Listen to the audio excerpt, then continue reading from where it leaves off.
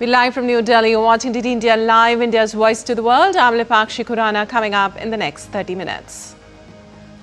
India's diplomatic outreach on Operation Sindoor begins. First all-party delegation to leave for four-nation tour of UAE and West African countries.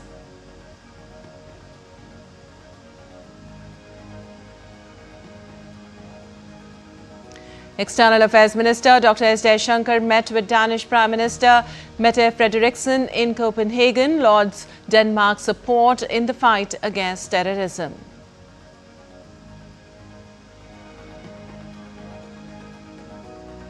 Trump unveils plans for $175 billion Golden Dome defense shield for US, says it should be fully operational in 3 years.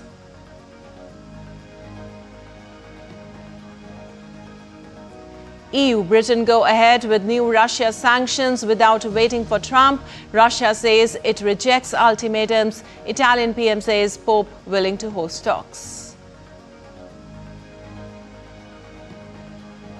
Adrian Karmakar opened India's account at the ISSF Junior World Cup 2025 with the silver and the men's 50-meter rifle prone event.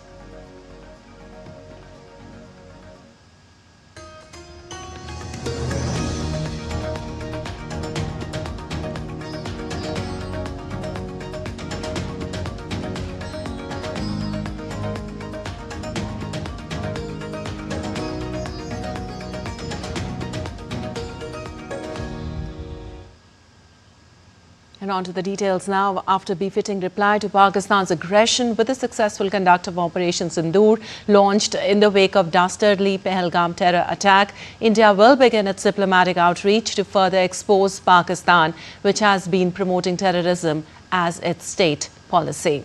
Well, out of the 7 multi-party delegation formed to reach out to the international community on Pakistan's nefarious design and India's successful anti-terror operation, first will embark for a 4-nation tour of UAE and West African countries on Wednesday.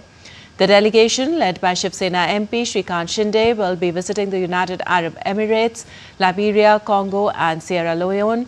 Apart from Sasmit Patra and Shrikant Eknath Shinde, the other members of this particular delegation are Bansuri Swaraj, Atul Garg and Manan Kumar Mishra, along with opposition members including Indian Union Muslim League MP Mohammad Bashir and Sujan Chinoy. Another 6 delegations will also begin their tour in the coming days. The delegations will visit a total of 32 countries till 5th of next month to present India's firm stand against Pakistan-sponsored terrorism. And India's External Affairs Minister Dr. Jaishankar expressed his gratitude for Denmark's solidarity in the fight against terrorism and for the warm reception he received upon his arrival in the Nordic country on Tuesday. The EAM was received by Danish Prime Minister Mette Frederiksen and key discussions focused on advancing the India-Denmark Green Strategic Partnership were held. This underscored both nations' commitment to deepening bilateral cooperation and addressing global challenges. Taking to social media platform X, Dr. Jaishankar said, and I quote, "Thanks PM Mette Frederiksen for warmly receiving me in Copenhagen this evening. Conveyed the personal greetings of PM Narendra Modi. Thanks to Denmark for its solidarity and support in combating terrorism. Value Prime Minister Frederiksen's guidance to take forward our green strategic partnership and widen the canvas of our cooperation." Unquote. Well, the Beating the Retreat ceremony at the Wagah border has resumed on Tuesday after a 12-day pause. The retreat ceremony at the Atari border is a poignant emblem of national security and patriotism, featuring the traditional flag-lowering ritual. The solemn event naturally captures the attention of spectators. This ceremony increases the feeling of gratitude and respect towards the armed forces among the countrymen, and it instills pride in the country and new energy for serving the nation.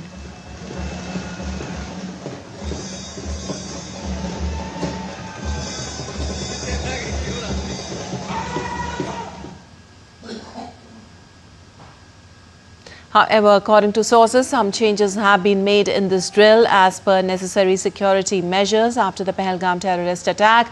Previously, the gates at the border were opened and the parade was conducted as a joint drill. Now, the sources said the gates will remain closed during the parade and there will be no handshakes during drill.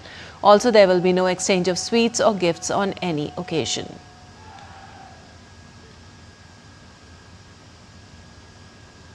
Following Operation Sindoor, the ceremony was temporarily closed to visitors. In the present circumstances, this program of Border Security Force has been once again open to the public so that through this unique display of patriotism, the bond between the security forces and the public can be strengthened and awareness towards border security can be increased.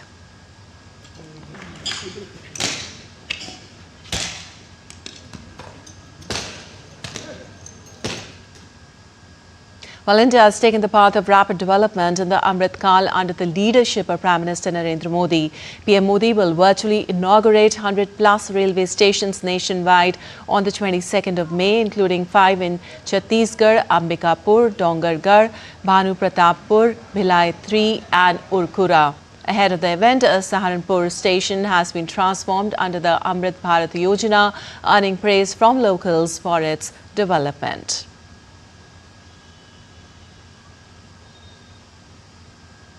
And Hyderabad residents expressed happiness over the development of Begumpet railway station under the Amrit Bharat station scheme. The station, redeveloped at a cost of 26.55 crore rupees, has been transformed into a modern transit hub with advanced passenger amenities, reflecting Telangana's rich heritage.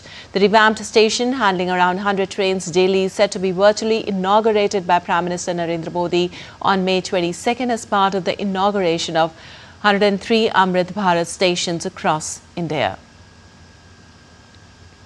Begumpet station is selected as a part of Amrit Bharat station scheme.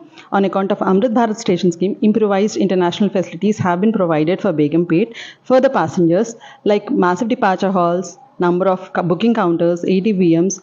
Special facilities have also been provided for the Divyangjans regarding the parking, their seating areas, toilets, and international level facilities have been arranged at our station so that passenger would feel elated when they arrive at a station. This is a very proud moment for us, for which there are two aspects for which we can be very happy and very proud. One being the whole Begumpet station is a total women's station. Whatever aspect of working condition here, it is being manned by only women staff. It is either booking or ticket checking, the security, or each and every department is being manned by all women staff. Further, this station has been redeveloped with all the basic and advanced facilities to facilitate the passenger to have a very happy and an airport experience when they come and leave the Begumpet railway station. Well, as part of the Amrit Bharat station scheme, 103 railway stations nationwide have been revamped and are set for inauguration. Prime Minister Narendra Modi will inaugurate these stations virtually on May 22nd. Hybergaon railway station in Assam's Nagaon district, steeped in history since 1887, has been transformed with cutting-edge facilities. Located in the commercial hub of Hybergaon, the redevelopment of the station has been welcomed by the people of Nagaon.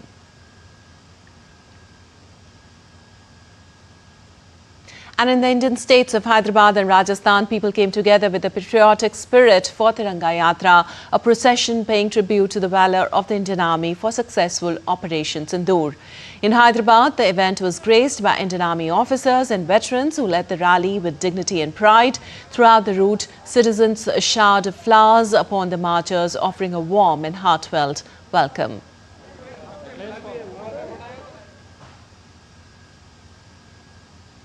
In Rajasthan, Chief Minister Bhajanlal Sharma attended the Tiranga Yatra at Jaipur with locals excitedly chanting patriotic slogans and showing unwavering support to the Indian Defence Forces for their bravery and sacrifice during the Operation Sindoor.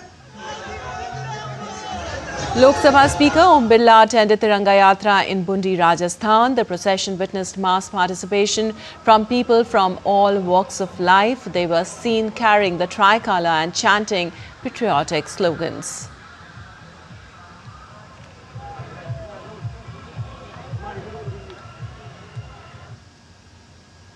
Well, tea is renowned as one of the world's most consumed beverages, second only to water. However, climate change imperils the tea industry, threatening to reduce yields and hammer millions of smallholder farmers who derive their livelihood from the crop. What lies in the future of this 19th century industry, which is facing the brunt of climate change? On International Tea Day, a special report by DD India correspondent Subina Roy from the tea city of India, Dibrugarh.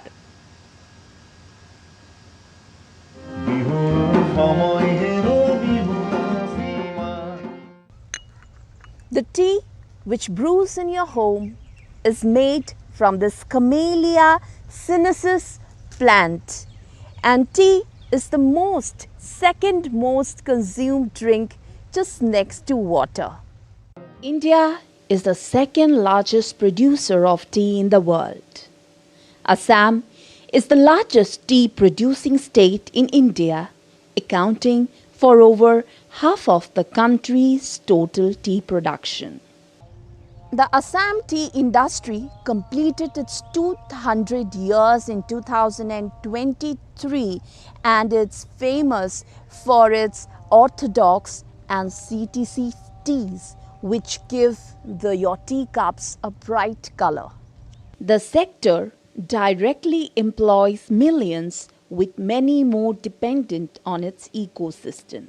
However, factors such as rising temperatures, changes in rainfall patterns, soil degradation have hindered the green gold's growth. The changes in climate also creates more favorable conditions for pests and diseases to thrive, thus increasing the reliance on use of pesticides. The impact goes beyond affecting the quality of tea, resulting in potentially less desirable flavors and aroma. The cost of mitigating climate change can impact the social facilities in tea states, along with concerns over working conditions also affecting livelihoods. Industry stakeholders have been actively seeking solutions to sustain the industry. The tea industry is a huge labor-intensive industry, and unlike South India, Assam tea industry is perennial in nature, and our 60% of the production comes in 4 months, that is from July to October. Climate change poses a serious threat to the tea industry, ranging from reduced yields, job losses, and high economic costs. The green gold's future remains in deep question and requires proactive adaptation strategies to ensure the sustainability of tea production, at the same time protecting the livelihoods of those who depend on it. Assam tea holds the prestigious GI tag, signifying the importance of tea in this region. However, future studies into climate change projections in northeast India indicate increase in temperature and erratic rainfalls, which may be a matter of concern for the livelihoods related to tea gardens and the economy related to the tea landscape of Assam. With DDK Dibrugarh team, Subina Roy, TD India. And still to come in this edition of DD India Live. India's Banu Mushtaq wins International Booker Prize 2025 for the short story anthology Heartland.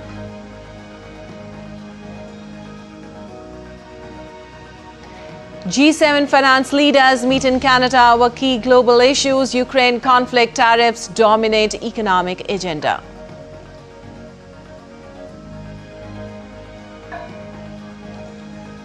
And in the Indian Premier League, Mumbai Indians host Delhi Capitals in a must-win encounter on Wednesday.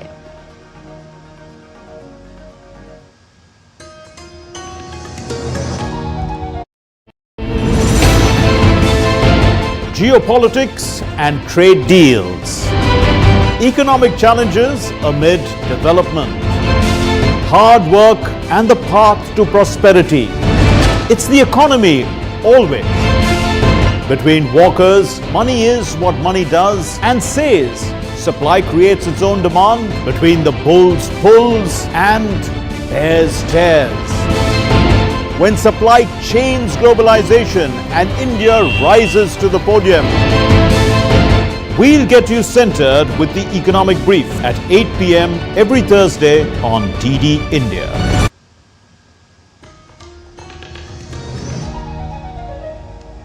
Welcome back. You're watching DD India Live. I'm Lipakshi Khurana, and moving on, US President Donald Trump unveiled a $175 billion Golden Dome missile defense shield on Tuesday, naming Space Force General Michelle Guetlein to lead the project. The system, involving hundreds of satellites, is designed to defend against threats from China and Russia. Speaking from the Oval Office, Trump said Canada expressed interest in joining the effort. The initiative faces political and financial hurdles, with scrutiny over the bidding process and concerns over SpaceX's role. Key defense contractors, Palantir and Anduril, are also contenders in building system components. This design for the Golden Dome will integrate with our existing defense capabilities and should be fully operational before the end of my term. So we'll have it done in about 3 years. Once fully constructed, the Golden Dome will be capable of intercepting missiles even if they are launched from other sides of the world and even if they are launched from space. I'm also pleased to report that the One Big Beautiful Bill will include $25 billion for the Golden Dome to help construction get underway. That's the initial sort of a down deposit. And we have probably, you're talking about, General, we're talking about $175 billion total cost of this when it's completed. Well, a United States judge on Tuesday ordered the Trump administration to ensure that a group of migrants being flown to South Sudan remain in U.S. immigration custody, citing concerns they may have been deported in violation of a court order. During an emergency virtual hearing, U.S. District Judge Brian Murphy in Boston stated that while he wouldn't mandate the plane's return, the Department of Homeland Security could choose that option to comply with his directive. Murphy warned that officials could face criminal contempt charges if they were found to have breached his earlier order, which prohibited the rapid deportation of migrants to countries other than their own before they had a chance to present fears of torture or persecution. Murphy told DOJ attorney Elenias Perez that he has strong reasons to believe his preliminary injunction has been violated. Murphy, appointed by President Joe Biden, emphasized that any migrants covered by the injunction must stay in government custody until a follow-up hearing on Wednesday. He noted DHS could comply by keeping the migrants on the plane after landing. And United Kingdom and Europe have announced major sanctions against Russia on Tuesday without waiting for Washington to join them, as it became clear that Monday's call between US President Donald Trump and Russian President Vladimir Putin had failed to deliver any meaningful concessions from Moscow. London and Brussels said their new measures would zero in on Moscow's shadow fleet of oil tankers and financial firms that have helped it avoid the impact of other sanctions imposed over the conflict. Taking to the social media post, Ukraine's President Volodymyr Zelensky said it is important that America remains involved in the process of bringing peace closer. Trump had indicated on Monday, following his call with Putin, that the U.S. was not ready to join European sanctions efforts. Meanwhile, Italian Prime Minister Giorgia Meloni said on Tuesday that Pope Leo had confirmed to her his willingness to host in the Vatican the next round of negotiations to try to end the conflict.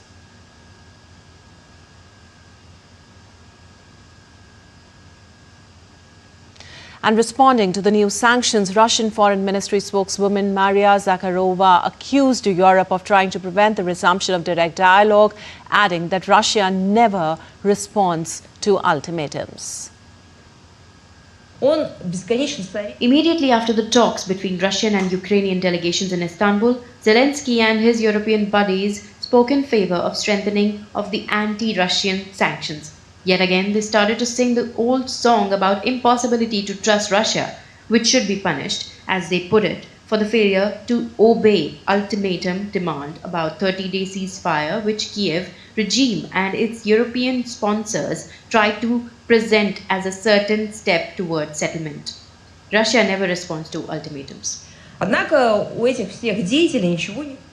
Well, EU foreign ministers on Tuesday agreed to lift economic sanctions on Syria, offering the nation another critical lifeline after the ouster of Bashar al-Assad.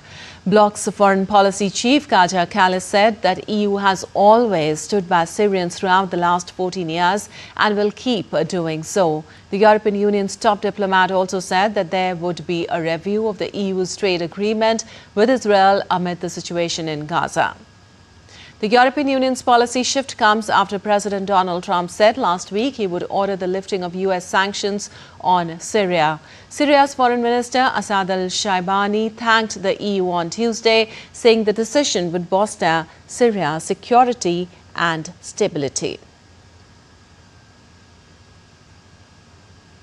Well, top finance ministers from the G7 nations gathered on Tuesday in Banff, Canada to address global economic instability with the Ukraine conflict and U.S. trade policies under President Donald Trump high on the agenda.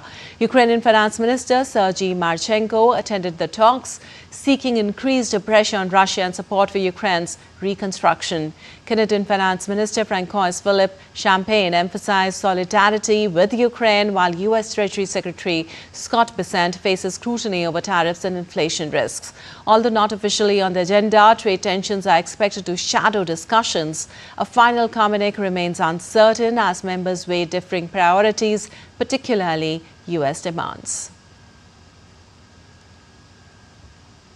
An Indian writer, lawyer, activist Banu Mushtaq has scripted history by winning the International Booker Prize 2025 for the short story anthology Heart Lamp.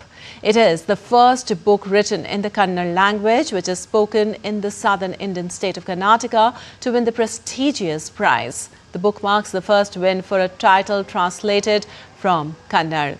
The stories in Heart Lamp were translated into English by Deepa Bashti.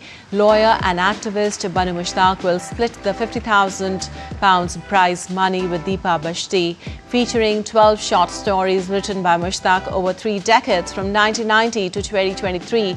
Heart Lamp poignantly captures the hardships of Muslim women living in southern India.